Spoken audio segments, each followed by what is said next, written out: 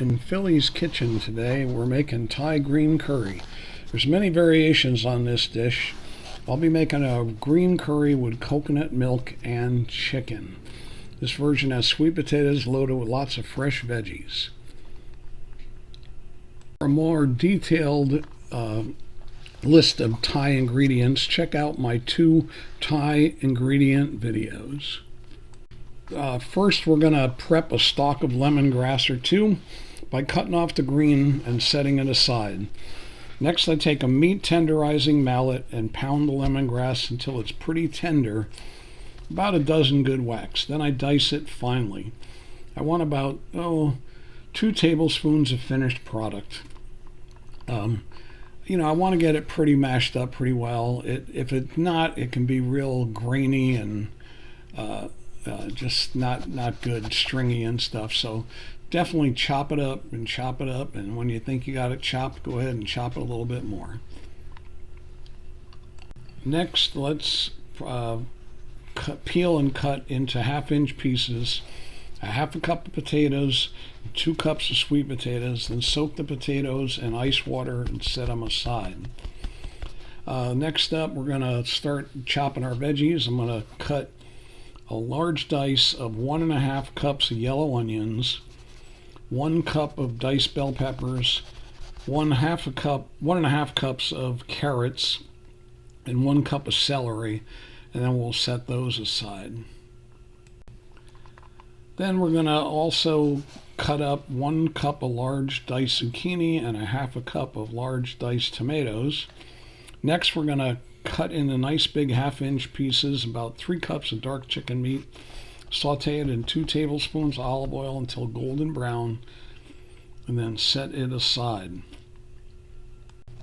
Like a majority of recipes from Thailand, we start our cooking green curry with Thai-style fried garlic. I took 5 garlic cloves. I peeled them and sliced them thin. I've heated up over medium heat about 1/4 cup of olive oil in a large pot. Now let's add the garlic and stir well with a wooden spoon. I want to cook it for about 4 minutes or so, depending on how hot you've got your stove going. Continuously stirring it till the garlic is a nice golden brown. Turn off the heat when it's browned up nice, and strain the oil and garlic into a heat-proof bowl. Place the garlic on paper towels to dry. You're going to keep that for afterwards. And then we're going to return that oil to the pot once we've got all that garlic out of there. Boy, this stuff smells so good. I think the reason why I like Thai food so much is I'm Italian and I really like garlic.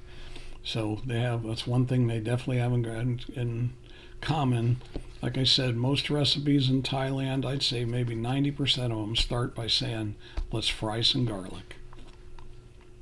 And the fried garlic ends up becoming a condiment on top of the dish when it's done. See that nice color there for the garlic? That's looking pretty good there. So don't want to get it too dark. Too dark, it'll get bitter, but this is just about right. So with the oil in the pot, turn the stove back on to medium. Add the reserved onion, veggies, and lemongrass and cook over medium heat about 8 minutes, stirring until light brown and wilted. So that's going to be the onions, the carrots, the celery, and the bell peppers, and the lemongrass.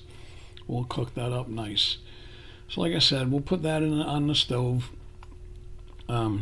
It's important at this point to remember you want to caramelize your vegetables. And what that means is cooking the natural sugars in vegetables until they turn brown, or they caramelize, as it's called, to bring out their deep flavors.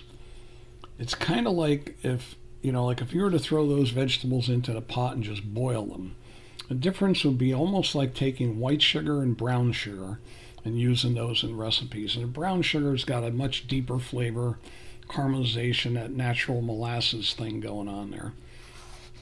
So good to give those a nice little We'll give those a stir here in just a moment, but you can see I'm starting to get a little bit of steam coming off them. That means they're starting to cook a little bit. But like I said, we're trying to caramelize them, so we'll let them go just a little bit here on this side, and then we'll give them a good stir. But and also, these recipes, I'm giving you a general recipe here about how I'd make, on average, how I do curry. But you can switch it up. You can try different types of curry paste. They have different flavor profiles, mild to hot, some are more lemongrassy, some are more other types of ingredients. So you should try some different ones out and get a different taste for the flavors. The other thing is the vegetables and things that you put into it. You can leave out or add any type of vegetables that you want into this. And like I said, I'm going to put some potatoes and sweet potatoes. You can use yams. You can use plantains, Japanese turnips, just about anything. And then also, I'm doing mine as a chicken curry. You can change it up, make it with shrimp or fish, and just lightly cook those first. You can do it with beef or pork, but those you want to cook a little longer. And my suggestion too is when you cook them, before you cook them, add a little bit of cornstarch or rice flour and mix that up real good. That'll keep all the juices in there real nice. Now we're going to add in a tablespoon of Thai green curry paste, 1 teaspoon of ground turmeric, a tablespoon of fish sauce, 2 double kaffir lime leaves, and 2 13.5-ounce cans of coconut milk. Turn the heat on and, up a little bit, and bring it to a boil, stirring occasionally. Then once it comes up to a boil, bring it down to a simmer. And we're going to simmer this, about 10 minutes or so, get the vegetables cooked through.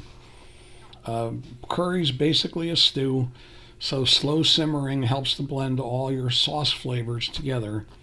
It keeps all the vegetable and meat flavors intact and indistinguishable.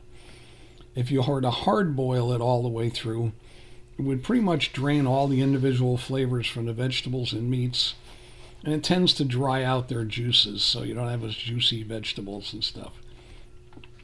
So, anyways, we're going to let this give a good, nice little cook here. Please like, share, comment, and subscribe to Philly's Kitchen. That'll help me keep those recipes coming and get the word out to all the other folks too about how to make this good stuff.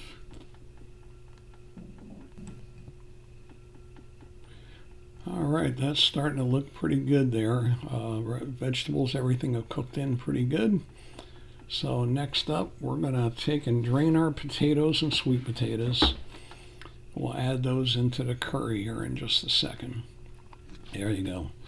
So sweet potatoes, nice and drained. I let them drain for about 5 minutes or so, get them all, so I don't water down the curry any. We're going to get those into the pot here. Then I'm going to add the tomatoes and the zucchini, and we'll put the chicken in here too in just a moment, and we'll bring it all back up to a simmer. About 7 to 10 minutes. I want to get the potatoes mostly cooked. If you take a paring knife into one and it slides off slowly, it's perfect. But 7 to 10 minutes, probably about maybe a couple more than that. But check your potatoes; don't want them too mushy. Oh boy, that looks good. All right, our potatoes are really good and cooked.